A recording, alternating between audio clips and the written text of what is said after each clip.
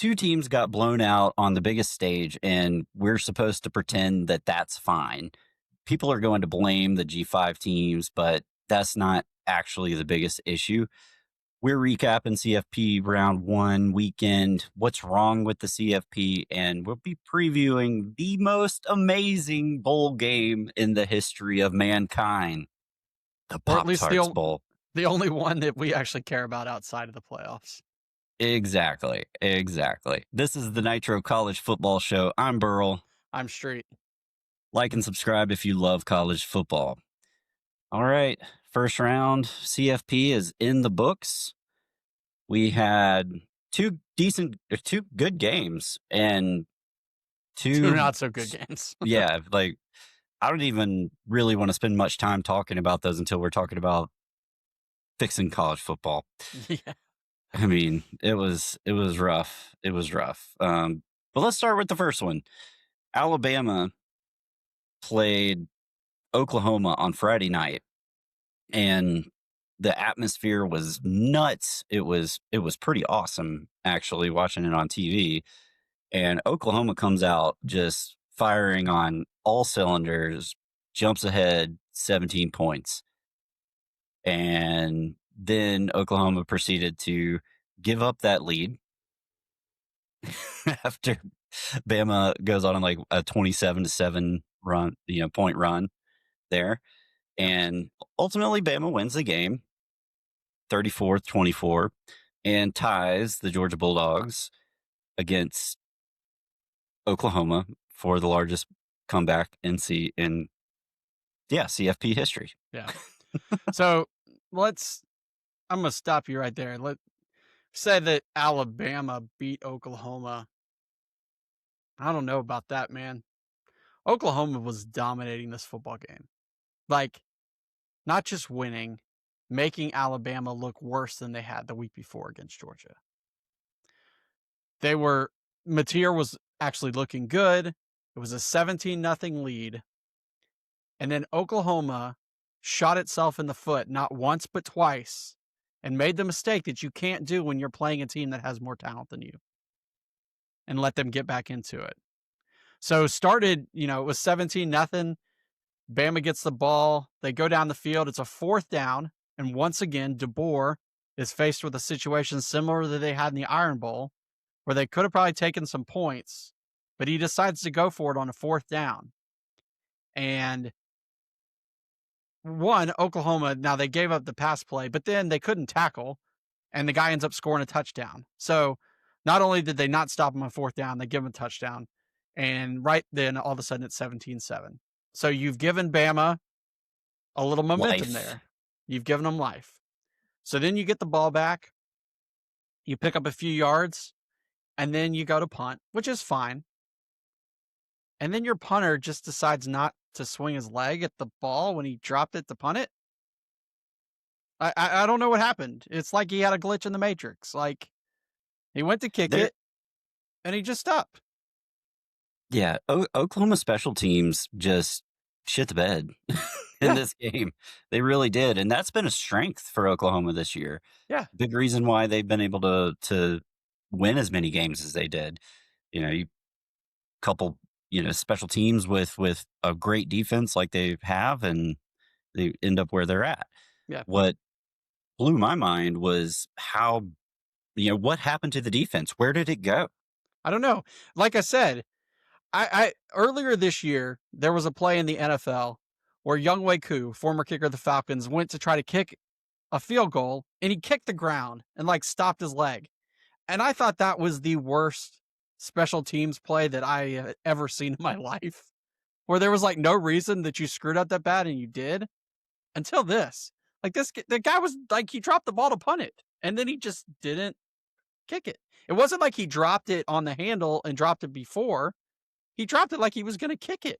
I have no idea what happened in his brain. And then he tried to kick it again, and he kicked it right into Tim Keenan or whatever. So that set Bama up. So once again, Bama's building the momentum. They end up getting a field goal there. But all the pressure is now on Oklahoma. Okay, Oklahoma, you got a chance to take some points, go into half at least, up at home with the momentum. Yeah, especially after getting a gift call Yeah, with the sideline interference thing. yeah. So Justice for Parker. yeah. So, but Oklahoma's got the football, and then John Mateer threw what might be the worst interception I've ever seen somebody throw. Like they were making it out that it was a great play by the Alabama defender. His guy was running down the field. The Alabama defender stopped, and Mateer just threw it right at him. It Like you, reminded me of interception that Carson Beck threw last year when Aaron Smith ran the wrong route. yeah. But this was like even worse. Like they were trying to cover it up. Oh, he's got his signals crossed, but if he'd had his like if he was looking at his receiver, he wouldn't have thrown the ball anyway because the Bama defender had stopped. Yeah, there was no one there. And so, just like that, pick six, game tied going into half. Alabama has all the momentum, and they just rode that in the second half. Oklahoma couldn't do anything. Bama gets up some points. Oklahoma has a chance to get back within a score. Their awesome field goal kicker who hasn't missed anything since like the first game of the season, Shorty Shorts guy, can't make a damn field goal.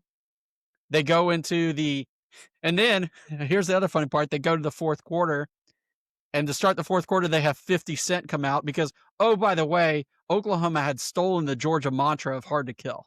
Kirby said that on air, like early in the season. Oklahoma copied that, took that thing as like their thing. They had it Yeah. printed on sweatshirts and shit. I was like, what the heck is that? So they bring out 50 Cent, and it was funny because it was to fire up the crowd, but the Bama players were loving it.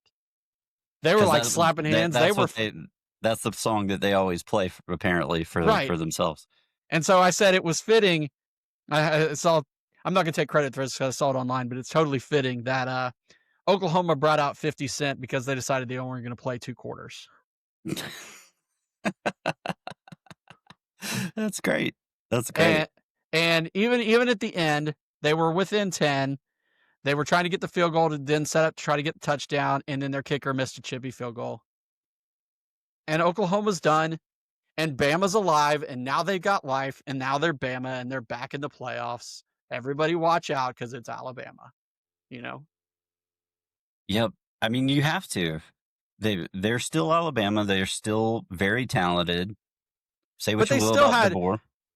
but they still have all the same problems that they've had all year. They do. But one thing that was better for them in this game was they actually had some semblance of a running game. Like they actually broke a long run. They had That's 28 also, yards rushing, bro. but still, I mean, they But were that's able the, to. they had one run. They had 28 yards rushing in the entire game. That's And they better than only, -3. well, yeah, that's what they had at halftime. They had -3 yards rushing in half, just Now like the that week that before. was wild. That was wild that they had -3 yards rushing at halftime. Yeah.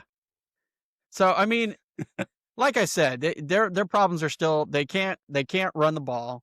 They still had too many drops. I mean, Ryan Williams had 2 targets and he dropped them both.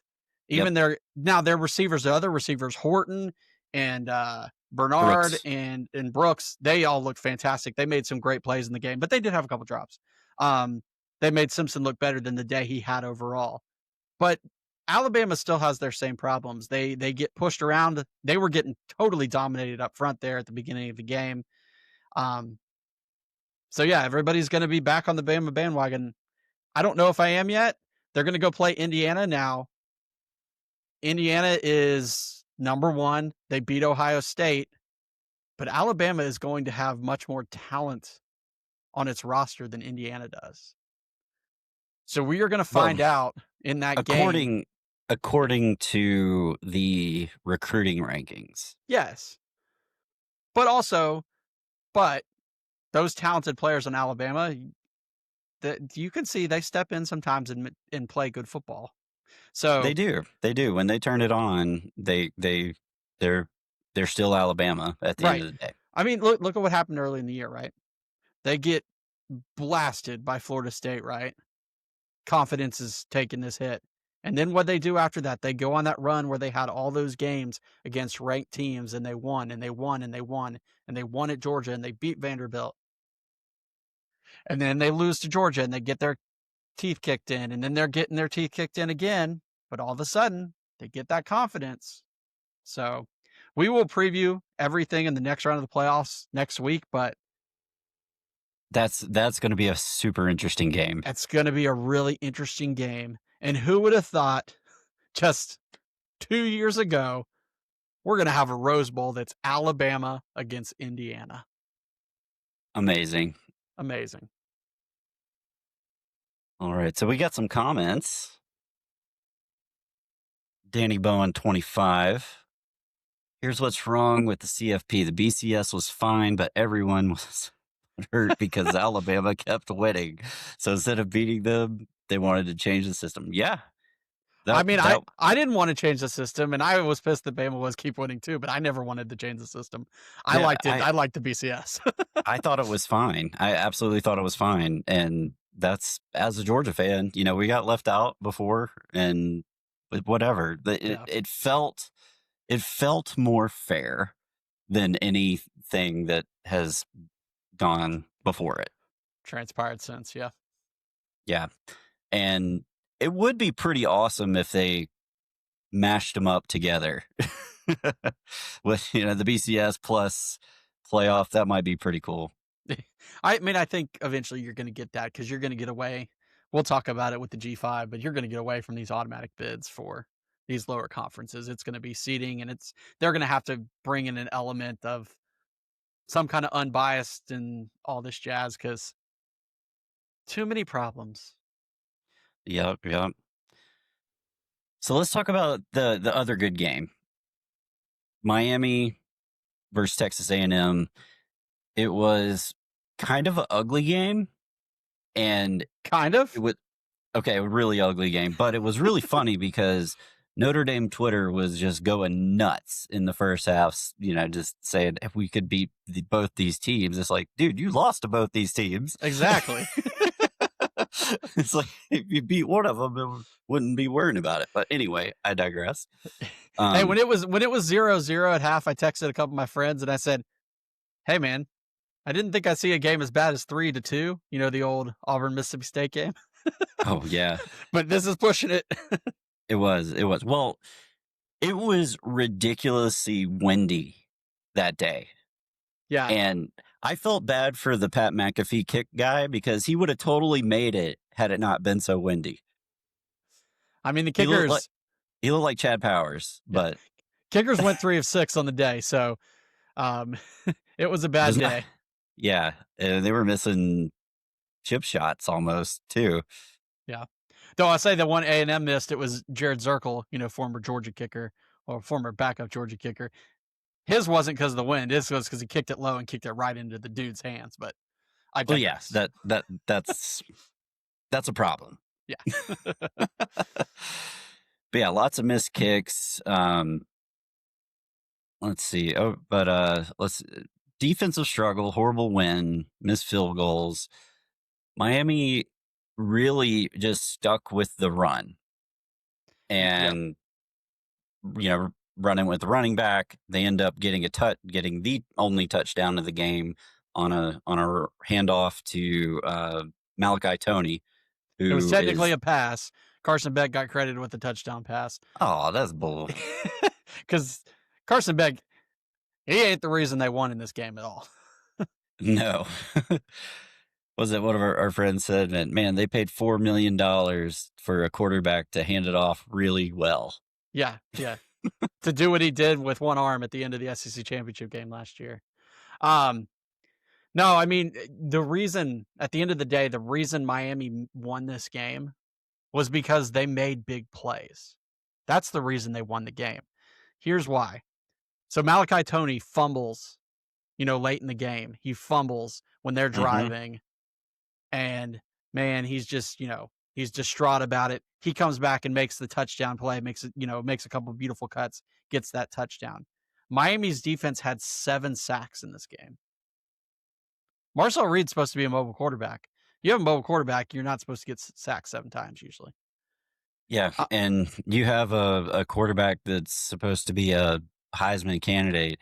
They don't throw 2 interceptions. That's what I was about to say. The other thing that happened was that the Miami defense stepped up and got 2 interceptions, including the one in the end zone at the end of the game. And like I said, it was a game of big plays for Miami. MVP of this game, no doubt, is Mark Fletcher running the ball in that second half like a man possessed. Guy ended up with 172 yards. He only had 17 carries, so 10 yards a rush. Like, I don't even know why they would, and that's why they didn't throw the ball there in the second half, because he was just moving the chains, and Yeah, they got it done. they've been watching Kirby run his games, and if you don't have to throw it, we ain't gonna throw it. Ain't gonna do it. Not gonna do it. So for Texas A&M, I mean, once again, what was the last time Texas A&M won a national championship? 1930s, something like that. So the drought continues, and The the Fillmore administration. something like that. So for A&M, I mean, they were number 2 team in the country, number 3, whatever. But their last 2 games, they just offensively looked like a shell of what they were. And maybe we should have known when they got down, 30-0 to South Carolina, that maybe we should have known there were some problems.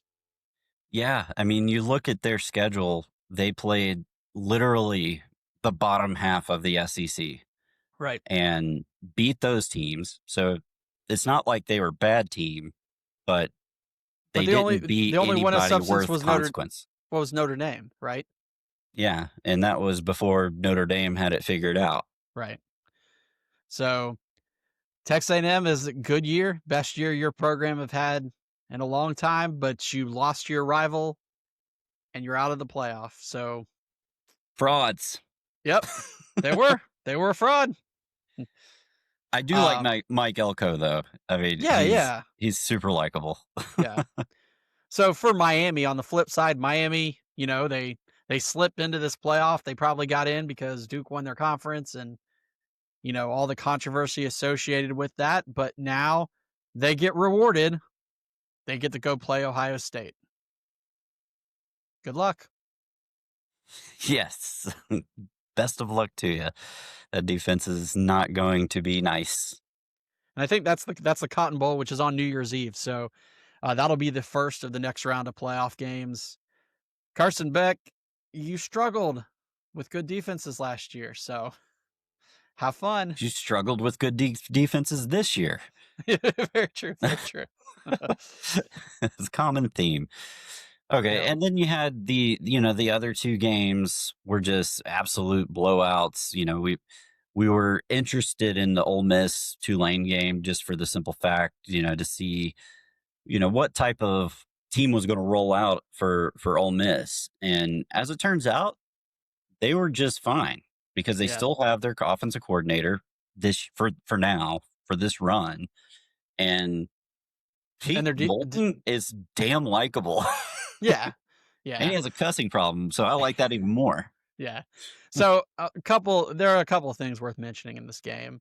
Number one, Tulane, got up 14-0 real fast, and you could already tell. Or I mean, Ole Miss got up real fast, 14-0 on Tulane, and you could already tell that Ole Miss was way outclassing them. Now Tulane fought back. They kept it close. They got it to 17-3 at half, but Ole Miss was just too much. And they outscored them. Now, what is worth mentioning out of this game is that Ole Miss got dinged up in this game. They did. Chambliss went out. Now he came back in. They say he's fine. But what is more of interest is that Keywan Lacey left this game with a shoulder injury. They gave an update today. They said it's a bruised shoulder. Now, in my experience, when you have a running back like that who has a bruised shoulder, that impacts how they run and how they carry the football. Look no further back than 2017 when Georgia went to play Auburn in the SEC championship game, and Kerryon Johnson came into that game with a banged up shoulder, and he had those shoulder pads that were like up to his head, and he was not the same player that he had been 3 weeks before when Auburn had beat the crap out of Georgia. He was tentative running, and then he fumbled at a key moment in the game. So while it was great Yeah. for Ole Miss to come in here and win and get everything right, if Keywan Lacey is truly banged up, that is a bad blow for them on offense. Yeah, I think the highlight of the game though was Chambliss talking to the SEC Now crew about the Ole Miss administration fix getting him in through admissions, even though he didn't have the credits. When he started talking about that, everybody at the desk went. And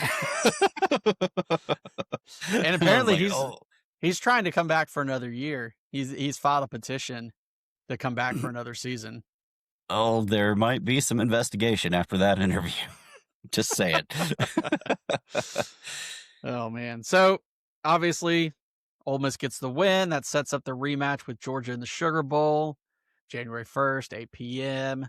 And we will preview that in depth next week. Absolutely. And the other G5 versus real team was Oregon and JMU. Now, credit to JMU, their offense was awesome Well, it to a wasn't point. it was in the second half when the game was way, way out of hand. True, but they did put up 500 yards worth of offense. They did, but like I said, this game's opened up 35-3, man. Yeah, Like I don't think Oregon didn't need to do anything after that. And you watch this game, like I was going to say, this game ended up a 17-point game. This game felt like more of a blowout than the Tulane Ole Miss game to me. The yeah, the first 5 times that Oregon had the football, all of them resulted in touchdowns. The shortest of those drives was 63 yards. So 5 drives into the game, they'd put up 5 touchdowns and what? At that point, over 300 yards of offense. yeah, yeah. It, It it was just this it was just an ass kicking.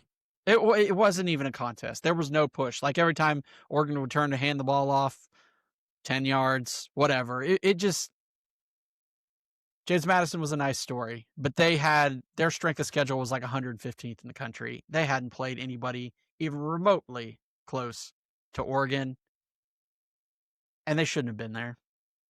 It just Yeah, is. so It's just a fact. both G5 teams, they were essentially gifted a spot in these playoffs based off of the rules structure of the CFP. It's like top 4, top 5 team conference champions automatically make it in. Let's set it clear. That rule was designed to get one G5 in. Never in those guys' mind did they think there would be a season where an ACC school would win its conference championship with an 8-5 record. ACC anybody. They did Yeah. not factor that ever happening. Well, I mean, that's what happens when you start expanding your conference to 20 plus teams Right. You have all and those tiebreakers and you have all the tiebreakers, you don't have divisions, you play different sets of people. Like it's all things are not equal in this. Like there's nothing that really allows them to set themselves apart. And that's why you can have a team like Duke do well in conference and still win. It's kind of like with Texas A&M playing the bottom half of the SEC. You know? I would have much rather have seen Duke in one of these games because with Darian Mensah, they'd have put up a lot better fight than these schools Yeah, did. they would have. It'd have I been a would much love to better see. game. I would love to see them play Ole Miss. That would have been Yeah, interesting. because you got a superstar quarterback too, a guy that is well paid. That would make the difference there completely. Yeah, yeah. So I mean, we were talking about this a little bit earlier, but it makes no sense why at this point, like giving people a spot based off conference championships, because at the end of the day, the conference championship doesn't matter. Yeah. It matters to the teams that play in it that day, but in the grand scheme of the college football playoff and the college football season, it gives you a chance for a first round bye, not guaranteed, but it also leads you to situations like this where 2 G5 teams who are not anywhere close to sniffing the top 12 make it in. And people like to bring up the whole, well, in the NCAA basketball tournament, you have the Cinderellas. No one, no L- l- one really cares about Cinderellas. Well, there's 2 major differences that I would say. Number 1, Basketball is a sport where 5 players are on the field or on the court at one time. You have a guy who gets hot from 3 and a couple guys having good days passing the ball, and one player on the other team is cold, you can get a win. Football, you have 11 guys on the field per side, and then you switch, and it's another 11 guys. So there's 22 guys out there on the field. Inevitably, somebody's going to have a bad day, and somebody's going to have a great day on both teams. Just because one person is having a great day or a bad day does not flip the talent disparity. So, yeah, you might get occasional upset, but NCAA basketball tournament is also what?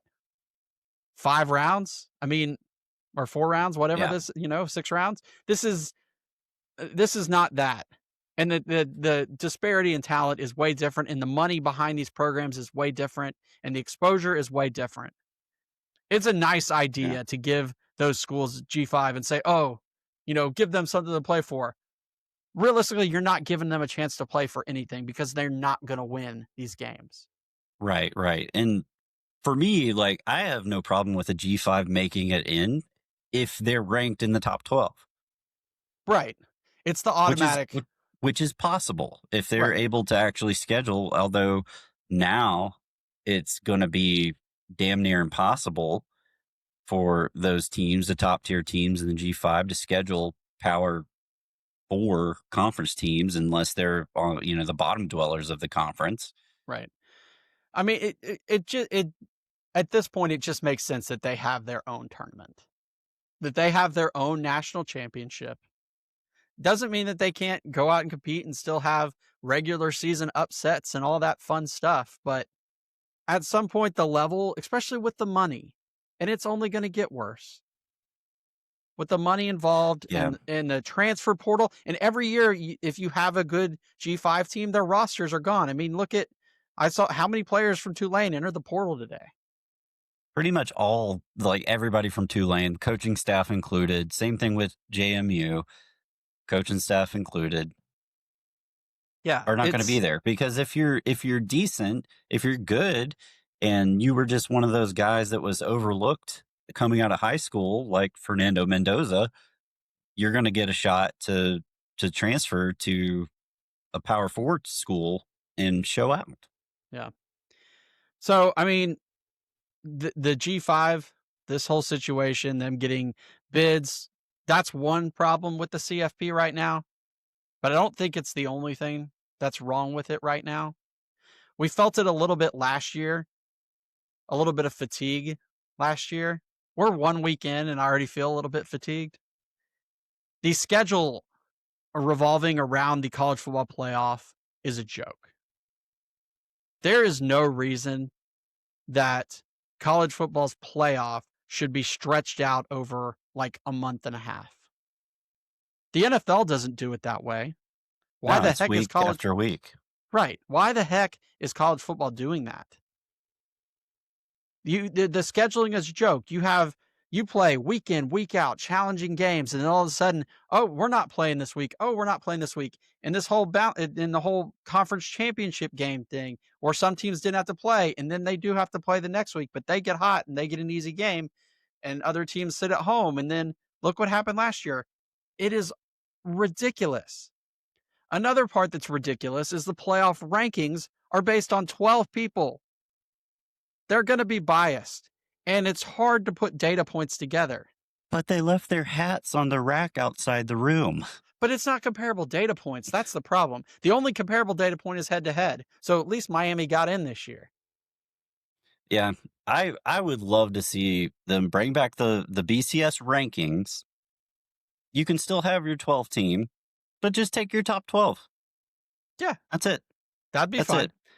Because right now it's all jacked up, and people's solutions that I'm seeing online, like people who are supposed to be professionals covering the sport, are saying, "Oh, just go to 16 teams. That's going to solve."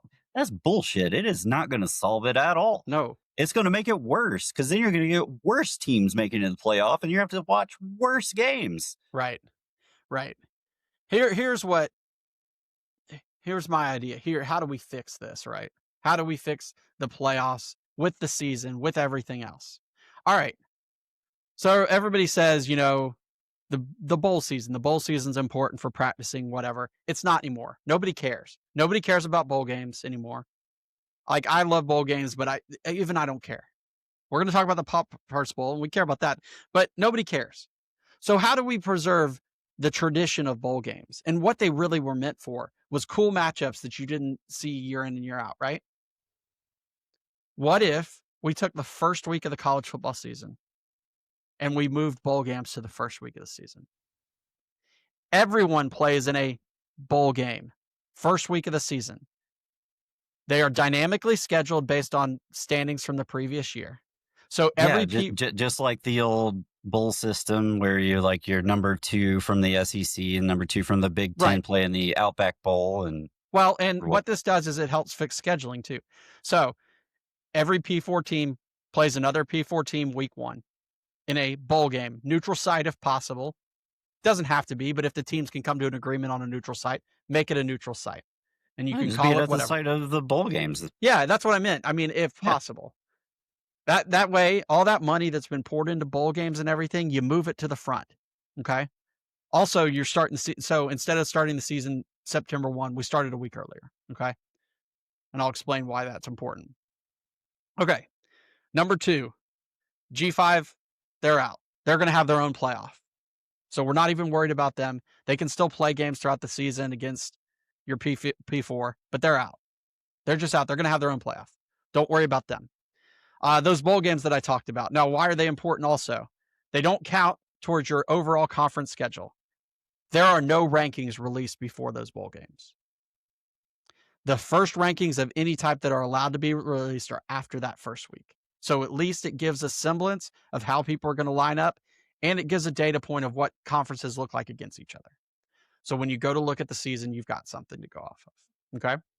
But will the AP abide?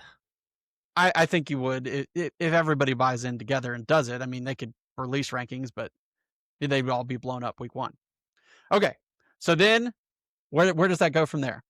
So you play out your season. I do like the concept of bowl games as the first game of the season. Yeah. That's awesome. I would love that. So sign me up. Yeah, and realistically, it's an exhibition week 1. It doesn't count for anything other than giving teams exposure in an eye test, because all of what your playoff teams are going to be based on is your conference. Okay, so here's what I say: when you get to the end of the season, 2 teams qualify for a conference champion. They are already in the playoffs, so they're going to play the conference championship game. They're both already in. So you give automatic bids to those teams. Okay. So out of the four conferences, everybody gets 2 in. Okay. After that, why even have the conference championship? Because it's still fun to have a conference championship. And other part is, how do we decide the other teams that get in? We need one more data point. So that last week, you take the teams that are in contention within these conferences. So the teams that didn't make the conference championship games, they got to play too. That way you're not punishing the teams who play in the conference championship with having to play an extra game and get beat up. Make those other teams play, because if you're fighting for a playoff spot and nothing's guaranteed for those guys, even if they win this game, nothing's guaranteed. They got to go out there and put it on the field. So it's another data point to add to what you had at the beginning of the year. So then you have 2 good data points. And hell, those could be cross sectionals. You could have them against different conferences even. You could take the teams that finished 3rd and 4th and have them play other 3rd and 4th teams across the league. It's another data point against another Power 4 team. Okay. And then after that, you do the rankings. You've got your 8 teams in. If you're keeping it at 12, there are 4 spots. And just, you can even do it, as you mentioned, it could be a combination. It could be a panel. It could be whatever. Those 4 spots are going to get in. BCS. Yeah. So if you do that, then the other part is I mentioned moving the schedule up. So why did I say that? Because then the very next week, you're going to start the playoffs. There's no weeks off in the playoffs. It's going to run the next 4 weeks. It's 12 teams, just like it is right now. Those 4 teams that won their conferences get a bye. Okay. The other 8 teams, they play week 1. That's what makes the conference championship worth it. Yep. The other 8 teams, they play consecutive weeks. The season ends on January 1st in the Rose Bowl. The Rose Bowl is the national championship game every season. Done. That'd be awesome. There's no breaks in the schedule. The quarterfinals can be bid out, or the semifinals can be those bid out sites, but those bowl sites have already hosted, so they can just be bid out to the biggest bidders every year. There you go. Rose Bowl, national title game. Every year. Done. Season's over January 1st. Schedule runs. It ends up being a consecutive schedule from mid to late August all the way through. Yeah, I mean it makes sense to have a spot like the Rose Bowl host the national championship, because you see that in other college sports. Like Right. with baseball, you got Omaha, you Right. know. The other thing that does is it helps you move the transfer portal to right after January 1st. That way kids can transfer to new schools before the semester starts. You have the time. It fixes that piece of your schedule. It also it fixes if signing days after that, it's still early, but it's in January. It also fixes the coaches who are taking new jobs to leaving or being overstressed trying to finish up signing day. Like Kirby said, Yeah. they're trying to finish up signing day while practicing for an SEC championship game. It gets that out of the way. It helps fix, Oh, and then last thing, Notre Dame's got to join a conference, or you're playing with the G5. Pick one. Yeah. So that's my idea. That's how I'd fix it. I think it'd be cool. I don't think it'll happen, but I think it'll be cool. I actually do think the bowl thing could happen. Yeah. That sounds plausible. Yeah. I just don't know what I just don't know what they're gonna do next year, because it's all gonna be they're probably gonna go to 16, and we get even more watered down version of the playoff, plus a watered down version of the season. Yeah. I mean, if you went to 16 and what I said, then it's just the difference is those conference champs play in week 1. But if you go to 16, then I think you are eliminating the conference championship games. Yeah, I mean, you pretty much have to at that point. Yeah. I just wish they'd bring back divisions. You just wish they'd bring back regional conferences and there was like 8 of them. Yes. Give me, there was nothing wrong with that. Give me the Big 8. Give me the Southwest. Give me the ACC, the SEC, the Big 10. Give me the Pac-10. Hell, give me the Big East. The Big East, man.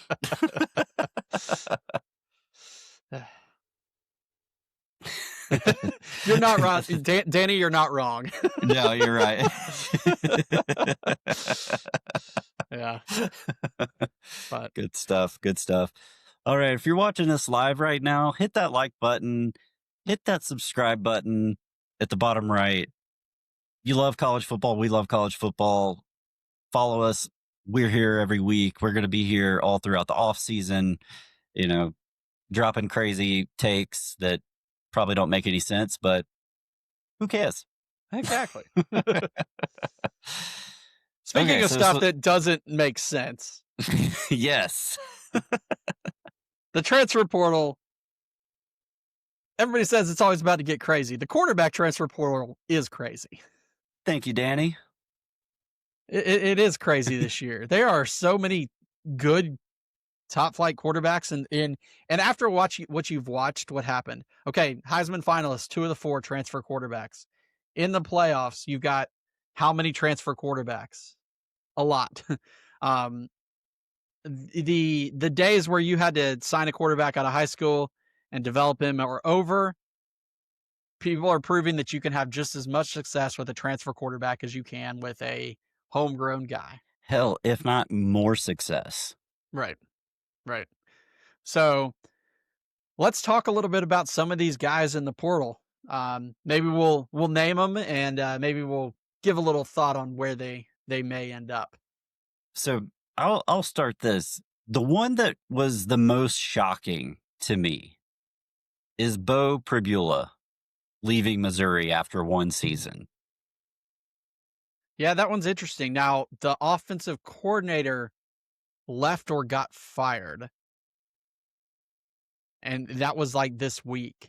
and then Prebula went into the portal like right after that. So I don't know if that had something to do with it, or the other thing that could have something to do with it is that James Franklin gave him a call and said, "Hey, See, that would make sense. And he I'm goes the to coach over Virginia here Tech. at Virginia Tech. I need a quarterback. I need somebody I can trust." That would make a lot of sense. Yeah. He's So like, yeah, "Oh, yeah, I but can you're right. It go to the was ACC and not get my shit kicked in the SEC." right. Yeah, because he spent a lot of the year injured. He did. Um, yeah, I mean, yeah, that was a little bit surprising because I thought that was a pretty good place for him. Yeah. The other really surprising one to me was Rocco Becht at Iowa State. Yeah, but you know he's going to Penn State, man. Oh, yeah. Yeah, that makes Because sense. he just announced like after Campbell took the job. Yeah. You got to think that's where he's headed. I'd be Yeah, very I mean, surprised it if he's not going there. yeah, I think a lot of these quarterbacks, if they had a coach go to somewhere else, they're probably following him, Yeah. like Yeah. Aaron Philo. Yeah. Which okay, so let's talk about Aaron Philo. Uh, that's an interesting situation, right? Because Georgia Tech fans are all up in arms about Faulkner leaving and Aaron Philo potentially going to Florida. Um, but they made him an offer. They made him an offer to stay. So, they were trying to get him to stay. They like him. And there's no guarantees that he's going to Florida. I've heard a couple of these other guys linked to Florida too. So people automatically assume that, Faulkner going down there and taking that job and Philo was following him, but I don't know if that's necessarily going to happen. What if Um, he transferred to Georgia? Aaron Philo wanted to go to Georgia. He's from Athens. No, I But know, but but like, how funny would that be? yeah, well, but yeah, the reason that he didn't end up at Georgia was because it was the same class when Georgia had Raiola and Puglisi committed for a long time. He's Right. from Aaron Philo played at Prince Avenue Christian, which he was the quarterback there after Vandegrift left, and he set like the Georgia State yardage record.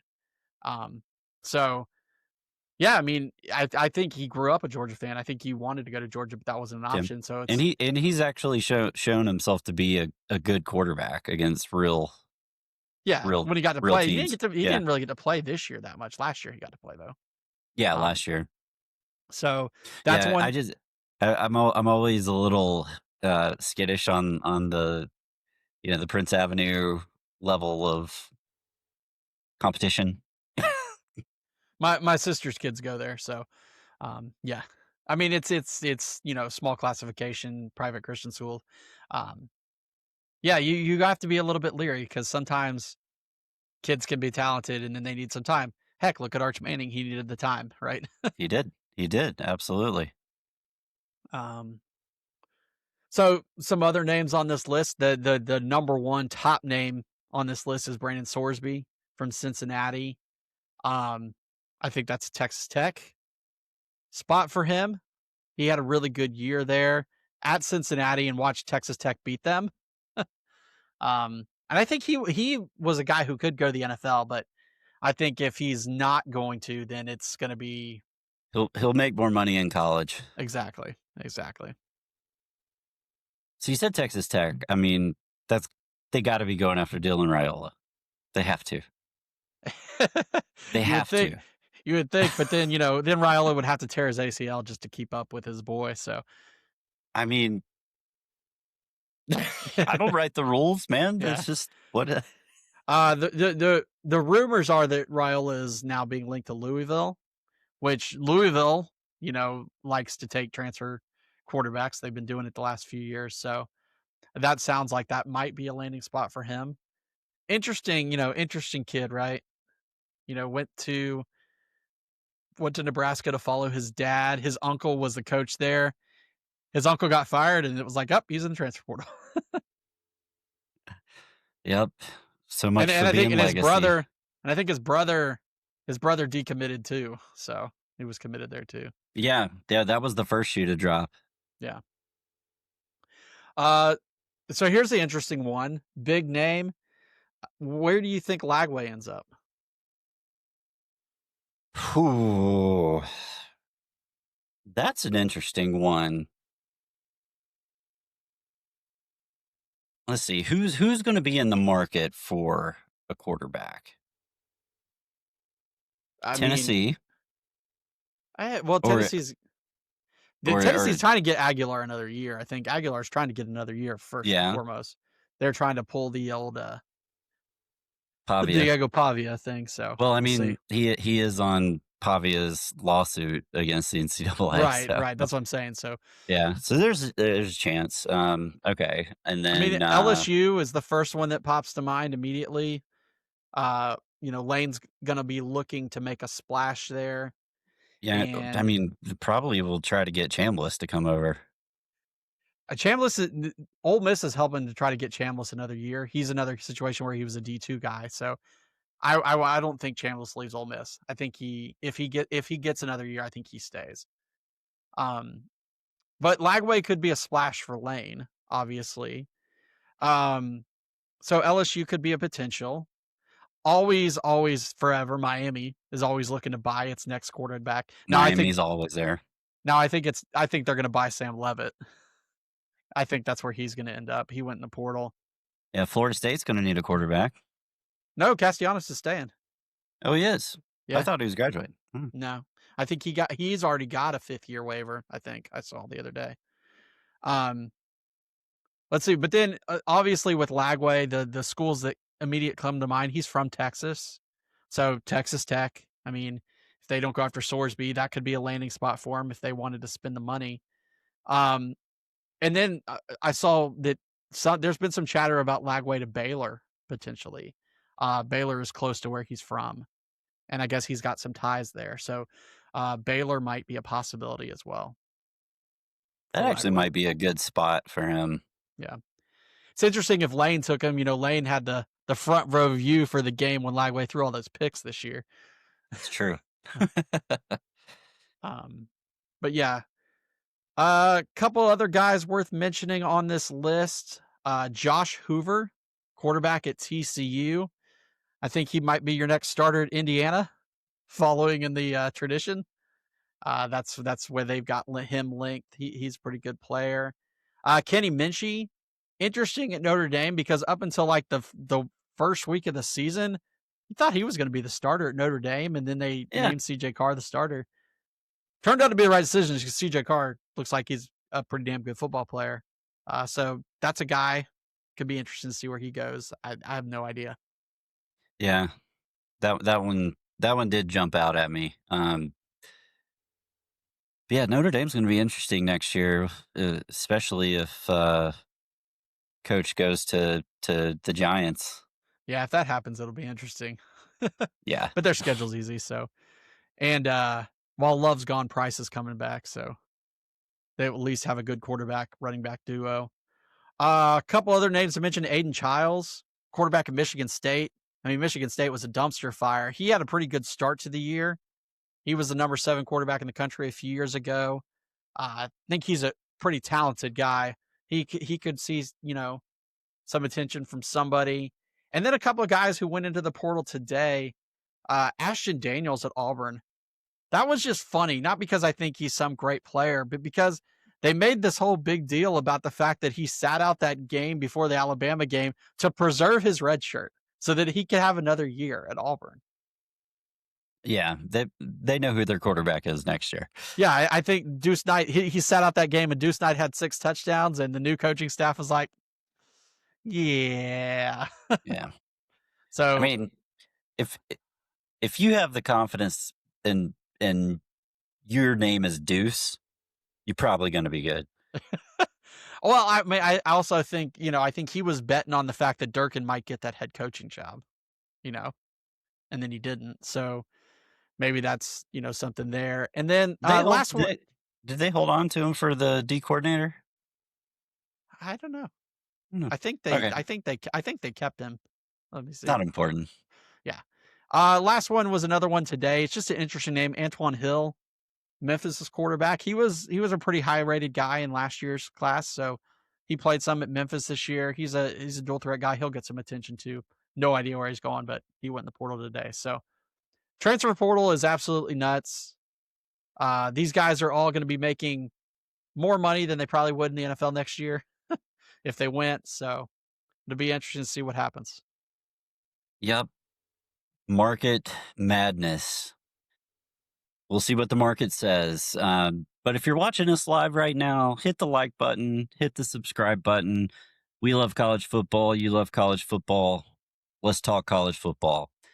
We love seeing everybody chat in chat. Drop some comments. Let us know what you think. We'll respond pretty quick, probably. So subscribe, man. Okay, now the moment we've been waiting for. Let's talk about the greatest bowl game in the history of mankind, the Pop-Tarts Bowl. Let's start with the uniforms. With the Yeah, special uniforms, the helmets with the Pop-Tart sprinkles in them. I love it. Somebody joked, "Yeah, how are we going to get Notre Dame to do that?" no, oh no! I saw someone say this is what Notre Dame's would look like, and it was just sprinkles on the gold all over the helmet. It looked awesome. Like I said, the reason we like this game is because this game has identified its niche, and clearly it doesn't take itself too seriously. Yeah, and the games have been decent. Yeah, they've been good games. So we do have the Pop-Tarts Bowl. Would have been Notre Dame taking on BYU. It would have been the Mormons versus the Catholics. Instead, we get the nerds versus the Catholics, or I mean, the nerds versus the Mormons. Georgia Tech taking on BYU. As I like to call it, it's the battle of the bear versus the king. Oh, that's awesome. You got Bear Bachmeyer, freshman quarterback at BYU, who likes to run, and you've got Haynes King, 17th year quarterback at Georgia Tech, who likes to run. Exactly. He's as old as Aaron Rodgers, and he's still playing. But like I said, these are two teams that had good seasons for them. BYU, if they didn't have to play Texas Tech, BYU would be in this playoff. They only lost twice, and both were to Texas Tech. Georgia Tech, if they wouldn't have messed around and screwed around with their food, they'd have been in the playoff too. So this is two teams that late in the season looked like potential playoff contenders. Now they're going to meet for all the Pop-Tarts. Yep, absolutely. So I expect this to be a pretty good game. You kind of wonder what Tech's going to be able to do is because they're losing Buster Faulkner. Is he going to coach in this game? Oh, I'm sure he's gone. Yeah, I mean he's gone. So who knows what the offense is going to look like other than they're just going to say, Haynes King, you call all the plays and please don't die. Yeah. They still haven't hired. They interviewed Chip Kelly, which would have been interesting, but I don't think they've hired anybody yet for their OC position. So Yeah, and then like you said, this will be a fun game. This will be a lot of running, a mhm. lot of running by both these teams. So I think it'll be a fun game. Just kind of like Georgia Tech's game last year against Vanderbilt in the bowl game was a fun one to watch too. Oh yeah, lots of running. Running. So I think I'm gonna go with BYU on this one. They I feel like they have more to play for, if that makes any sense, because they got their staff intact. They're playing to roll into next year. Whereas on Thanks to Crumble Cookies, they have their Crumble staff. Cookies, shout out Crumble Cookies. Man, Delicious. there's a lot of sugar. There's a lot of sugar in this bowl game. There is. You got Crumble Cookies. You got Pop-Tarts. I mean, good Lord. There's diabetes happening over here. So, yeah. And then, on the Georgia Tech side, you just don't know what they're going to be able to do without Buster Faulkner calling the plays. Yeah.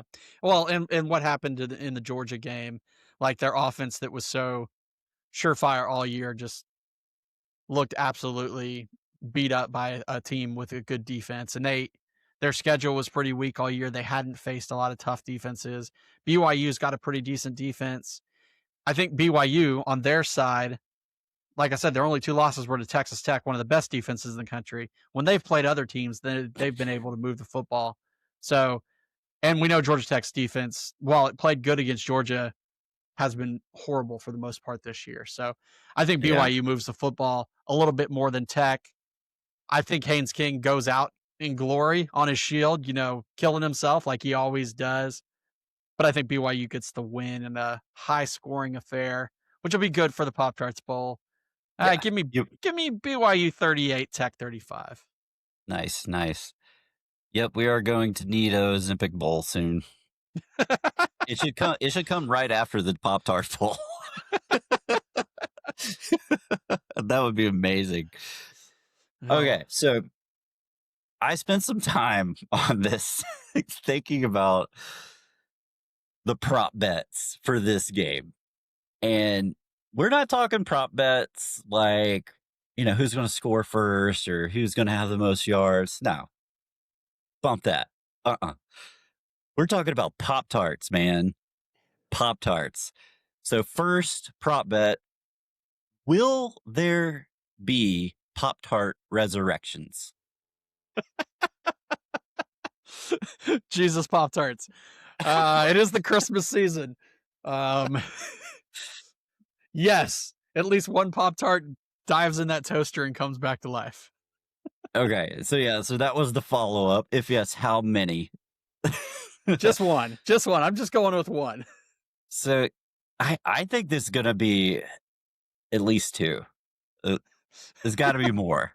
You can't just do the one because you've had multiple years of this thing now. They're So so they're gonna resurrect him, and then how many live Pop-Tarts are gonna be eaten? okay, so that is another thing. So they have promised that they will have the biggest Pop Tart sacrifice ever. Biggest in terms of number or biggest in terms of biggest Pop-Tart?